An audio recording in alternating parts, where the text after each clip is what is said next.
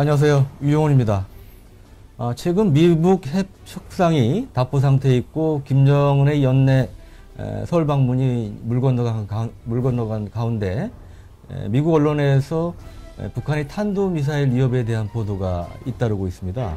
North Korea continues to build up their long-range missile capability. 그래서 오늘 유용훈의 밀담 시간에는 북한의 탄도미사일 위협에 대해서 종합적으로 깊이 있게 다루기 위해서 신범철 아산정책연구원 안보통일센터장님을 모셨습니다. 오늘 바쁘신데 나오셔서 감사합니다. 예, 안녕하십니까? 반갑습니다. 네. 이 이제 북한 미사일 기지를 좀 체계적으로 볼까요? 이제 언론 보도에 따르면 북한이 이제 그 짧은 것부터 긴 것까지 전방 지역부터 후방까지 한 3개 벨트 정도로 돼 있다. 예, 뭐 지금 화면에서 보시는 것처럼요.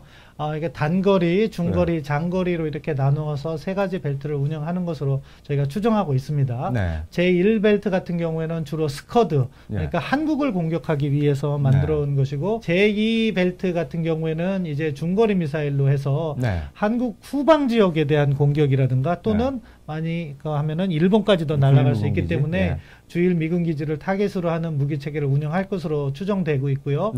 그리고 마지막 3벨트, 다시 화면을 잠깐 뒤로 돌려주시면 저 마지막 3벨트에서는 대륙간 탄도미사일 기지를 운영하지 않을까 그렇게 생각합니다. 170km 이상.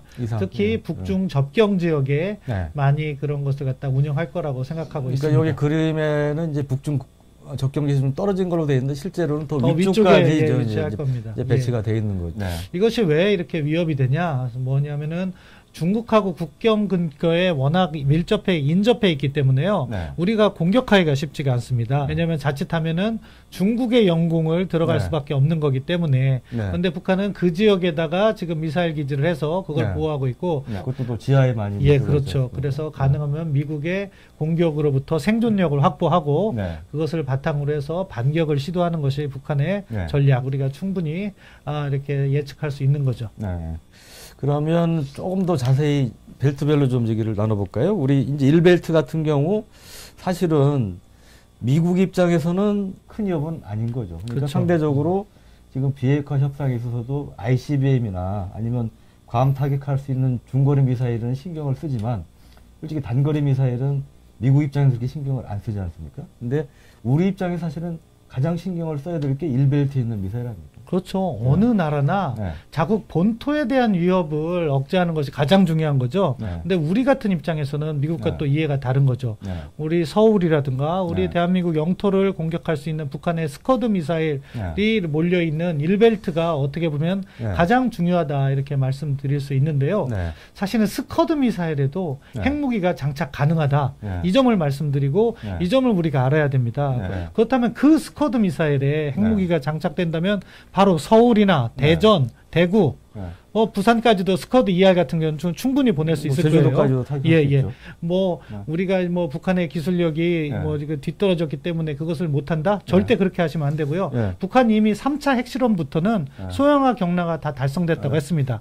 물론 북한의 말을 그대로 믿을 수는 없지만 항상 말을 하면 그 다음에 그것을 갖다가 실험해서 따라가는 그 관행을 보여왔다는 점에서는 지금쯤에는 스커드든지 말씀하신 대륙간 탄도미사일이든지 다 탑재 가능한 핵탄두는 준비되어 있다. 이렇게 작년에 이제 6차 핵실험 직전에 수소 폭탄이라고 공개한 게 장구처럼 생긴 거. 그것도 크기가 한 여기서 이 정도밖에 안 되지 않습니까? 그러니까 그 정도 크기면 스쿼드부터 ICBM까지 다 달 수가 있다는 거죠. 그렇기 때문에 북한의 핵위협은 실제 하는 것이다. 이렇게 판단하고 우리가 우리의 억제력과 군사력을 건설해 나가야 된다고 생각합니다. 그리고 또 하나 이제 중에 북한이 탄도미사일을 보통 한 1000여 발 있는 걸로 보지 않습니까? 근데 그 중에 스쿼드가 600발 이상, 그러니까 대부분 절반 이상이 스쿼드라는 거죠. 그러니까 이제 실제 미사일 위협에 있어서 양적으로나 이제 질적으로 봤을 때 우리한테 가장 큰 것은 역시 그런 단거리 미사일, 스쿼드나 이런 것들로 볼 수가 있을 것 같고요. 그리고 이제 2벨트 같은 경우는 과거에 이제 노동 미사일 주로 이제 배치한 걸로 돼 있는데 지금은 이제 또 신형 중거리 미사일들 나오니까 말씀하신 북성 이형이라든지 화성 12형 같은 것도 가능성이 있다고 봐야 되겠죠. 그리고 이제 미국이라든지 세계 그 안보 측면에서는 이제 3벨트 쪽이 아무래도 좀 ICBM과 관련되기 때문에 예. 이제 관심을 많이 끌 수밖에 없는데 북한이 이렇게 미사일 생산할 때도요. 네. 현대자동차에서 네. 뭐 그랜저가 나오고 소나타가 나오고 네. 그밖에 뭐 아반떼가 나오고 하는 것처럼 북한도 네. 미사일 라인을 여러 개를 가지고 있는 것 같아요. 네. 그렇게 하면서 동시에 개발해서 네. 진도가 먼저 이르는 것은 이제 네. 실전 배치 쪽으로 나가는 네. 그런 접근을 하고 있나 우리가 추정을 해볼 수가 있고 북한이 보여주는 것만 가지고 우리가 저게 다다 생각하면은 네. 북한의 위협은 대응할 수가 없다고 생각합니다. 의심 가는 활동이 전개됐을 때 네. 우리가 거기에 대해서 대비도 조금 더 빨리 할 수 있는 그런 준비를 해야 된다고 봅니다. 네.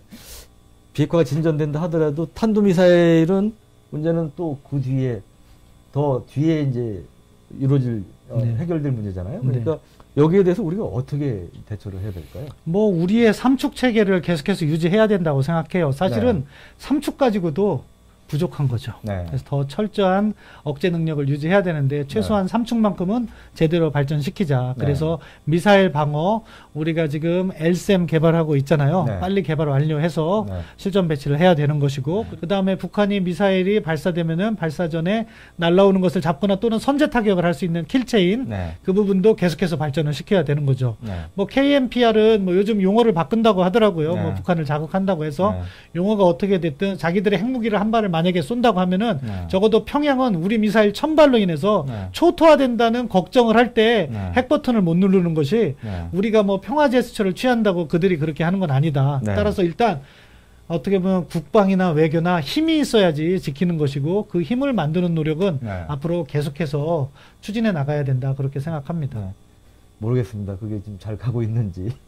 요즘 분위기 그래서요, 때문에 보니까 그 R&D까지 영향을 받으면 안 되는데. 우리 군은 어떻게 보면 정치적 영향력에서 가장 멀리 떨어져 있는 집단이 돼야 됩니다. 네. 군이 정부의 정책을 먼저 눈치를 봐서는 안 되고요. 네. 먼저 눈치를 보지 않는다고 해도 그 전문성을 인정받아가지고 그 안에서 어떻게 보면 억제력을 튼튼히 하는 활동을 보장해 줘야 되는 거죠. 네. 그것이 바로 우리 평범한 국민들이 네. 일상생활을 평안하게 영위할 수 있는 네. 가장 기초적인 국가 전략인 것이다. 네. 이 점을 끝으로 말씀드리고 싶습니다. 네. 그래서 오늘 그 북한의 미사일 위협에서 다뤘는데 사실 뭐 이 얘기 다루자면 사실 뭐 하루 갖고도 그렇죠. 부족하죠. 제대로 부족할 수 있는데 오늘 뭐 시간이 제한되기 때문에 이 정도로 마치도록 하겠습니다. 장시간 시청해 주신 여러분 감사합니다.